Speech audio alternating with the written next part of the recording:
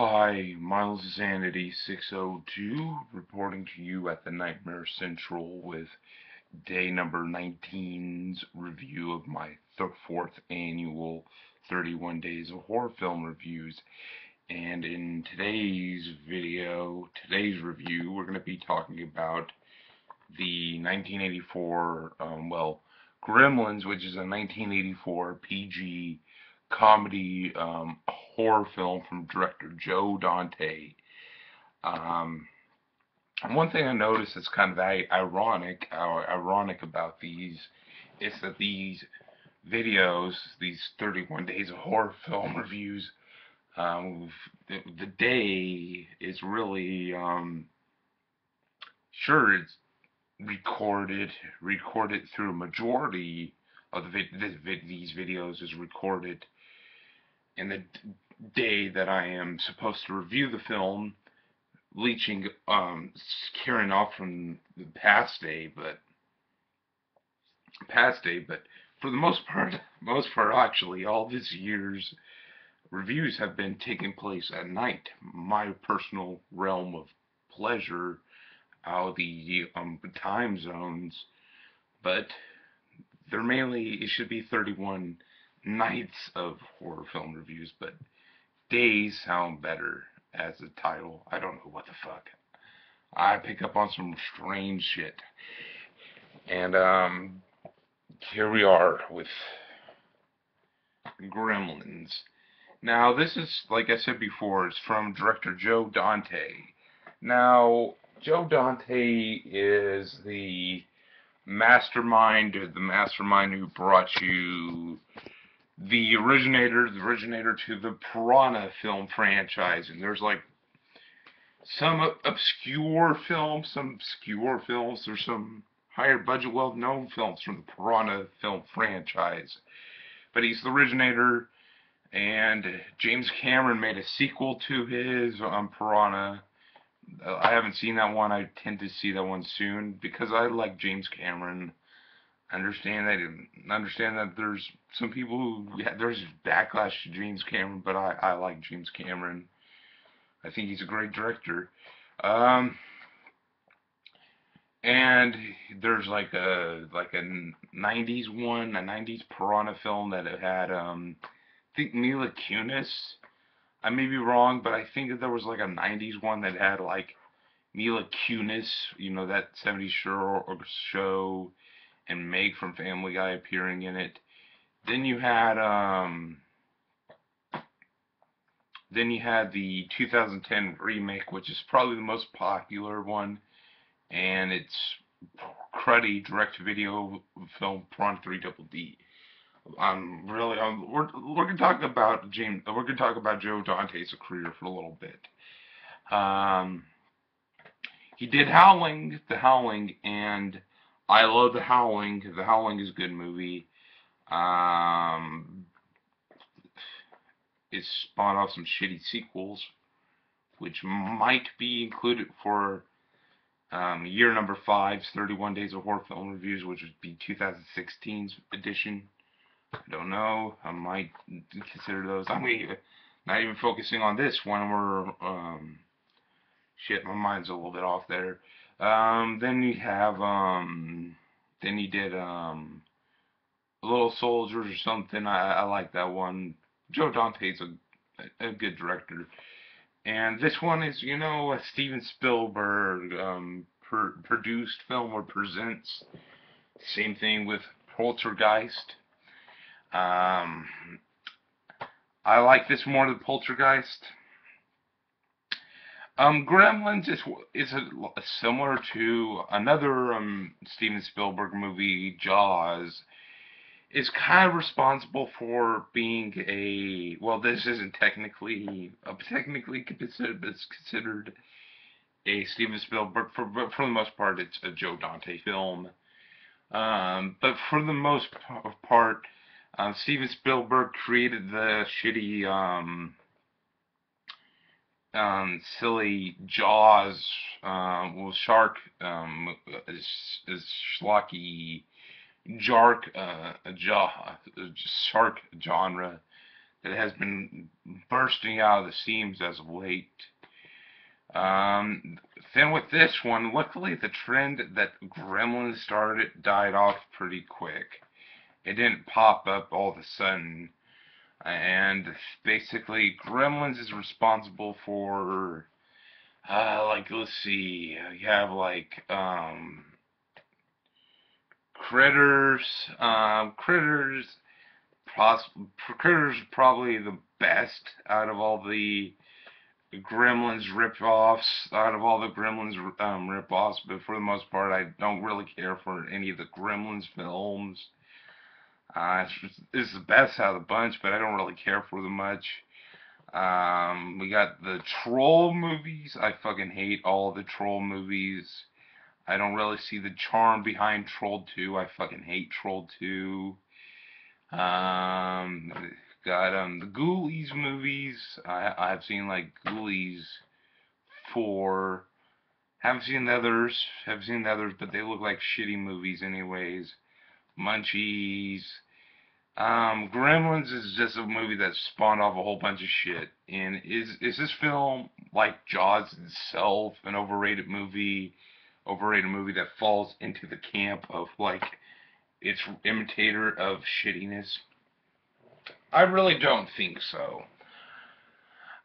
Gremlins is just about this father who got his kid a Christmas present, and for this Christmas present, he picked up a Mogwai, or I think a Mogwai is what they are called.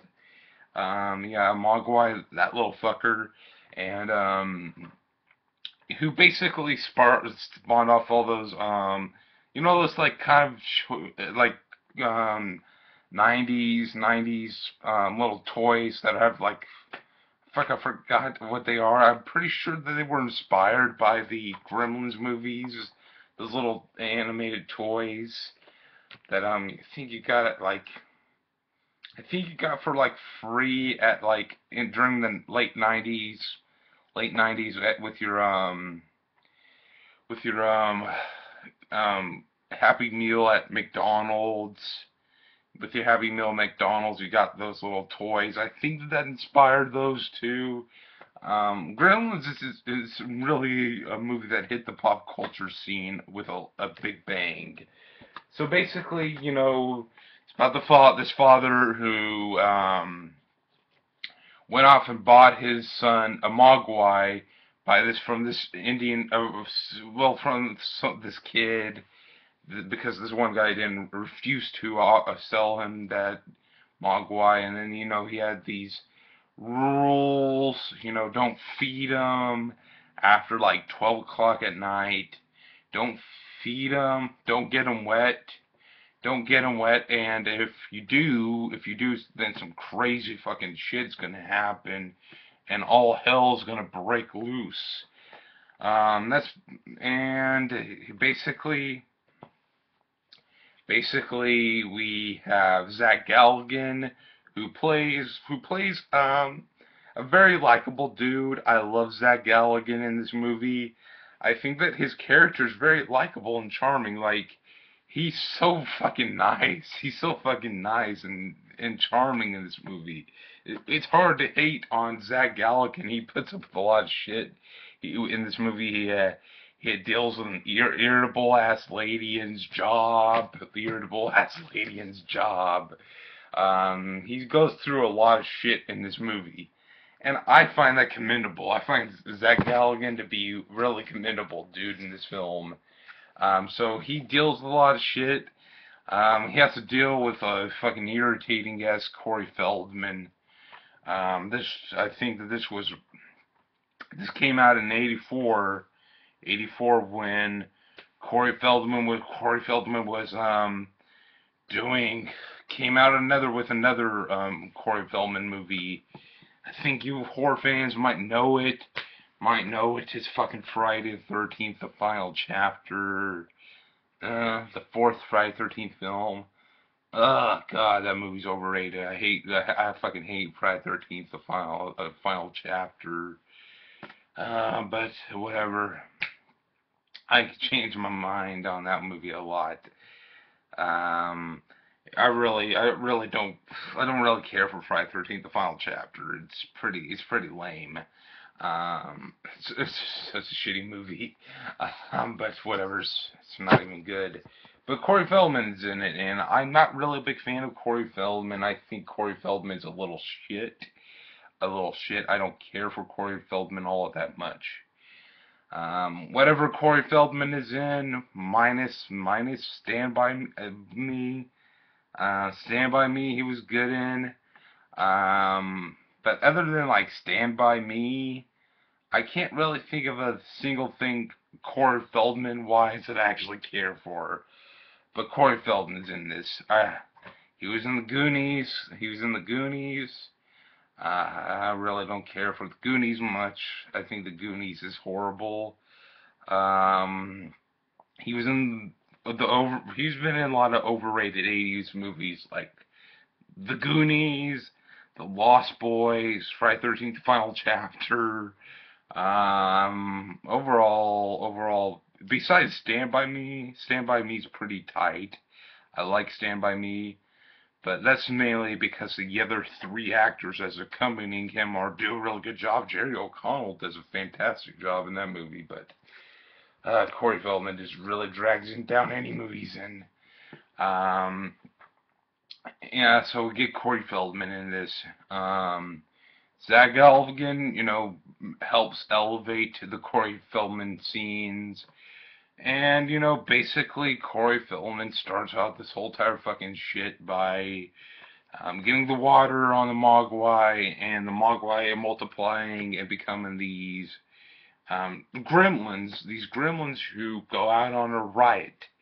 And once they go out on a riot, we get some immature humor that I don't really enjoy much. I really don't think that the humor in this film is all that tight or all that legit. It's really immature. Understands a children's film. It understands a PG children's film. But I think that PG it being PG means that requires parental guidance, which means that it's supposed to be a little bit more mature. It's dark, but the comedy in it's not really all that funny. I really don't think it's all that great. Um, I think Hoyt Axton does a good job in this movie as a father figure, a father character. I like him. Um, uh, the mother overreacts here and there, and it really just sticks away from me a little bit. Um, yeah. After you get the mother figure, it kind of just scares me off from it a little bit. Um, Zach Galifian's his love interest in this film is pretty good.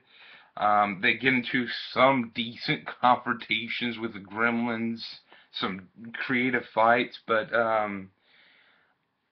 overall, and I like how the movie ends with the little ambient ending with the guy walking down in the snowy lane.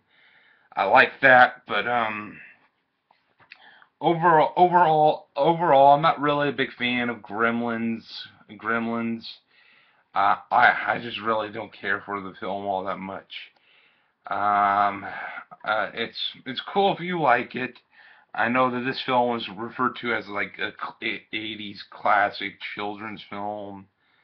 I don't really see it much because I guess I'll if I want to go to see an '80s children's film, I probably will go to Back to the Future.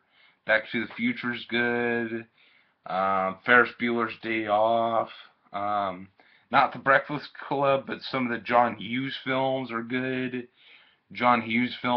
But Gremlins barely even does it for me. It's a really major drop in quality from Joe Dante's excellent work in The Howling. The Howling is a great fucking movie, and it has, similar vibe near the end, but it remains dark, and I would have appreciated this film to go for a darker feel. Like in The Howling, I would have preferred it to set aside all this goofy bullshit, and to go for a darker side to it. I would have liked that more, but I guess I don't really get much enjoyment from children's films. But that's just my opinion. I'm kind of a douche. I'm sorry. I've seen Gremlins 2 a long time ago. I remember very little of it, but what I remembered from it is that it's the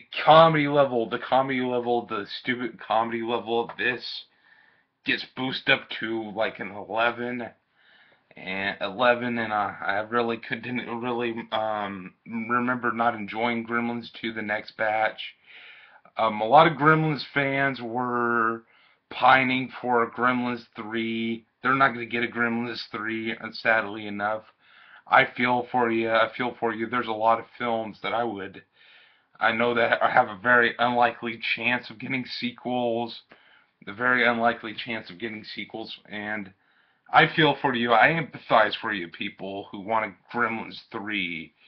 It's the same crowd that probably wants a legitimate Ghostbusters 3, although I really don't care for any of the Ghostbusters movies. So I feel for you. I feel for you. I wish that you could get your demands, because the Ghostbusters fans are gonna get screwed over by the next Ghostbuster movie, which me not being a Ghostbusters fan, really feels sorry for the fan base who are basically just getting a big middle finger in their fucking face by the next Ghostbuster movie. It looks horrendous. So I feel for you. And there's rumors that they're gonna make a remake instead of a Gremlins 3, and I'm like, there's a rumor of Gremlins remake. So I feel for you. I feel for you. There's plenty of shit that I would like to see a legitimate sequel to, but I'm not gonna get it, and so I feel for you. So overall, I'm not really a big fan of Gremlins, nor am I a big fan of Gremlins 2. So yeah, let's talk about the Blu-ray since I own it. I like collecting movies. You're probably saying, well, if you don't like the movie, then why do you own it? Because I like to collect movies. And since this is a classic movie, I own it. I own it because I could, return to it later on and maybe lighten up on it. Maybe I'm in a kind of like frumpy mood or grumpy mood or whatever when I'm in this review, and I might lighten up on it. Might lighten up on it or whatever later on in life. But for the most part, for my current standing, I don't really care for Gremlins much. But whatever. The Blu-ray presentation has a really terrible grain levels. This Blu-ray is grainy as hell, and I understand you need grain levels. You're gonna need grain levels to be able to see the quality picture. But the grain level of this Blu-ray is inexcusable in my books. But whatever. And if you're a fan of Gremlins, you have a good amount of extras. And this Blu-ray you can find like in the 788 bin at Walmart, and with like a digital copy, and you could get it there. Luckily, my copy didn't come in the Echo cases that, fortunately, most fans nowadays don't get the pleasure to have a non-Echo case Blu-ray. Collectors don't really have that pleasure.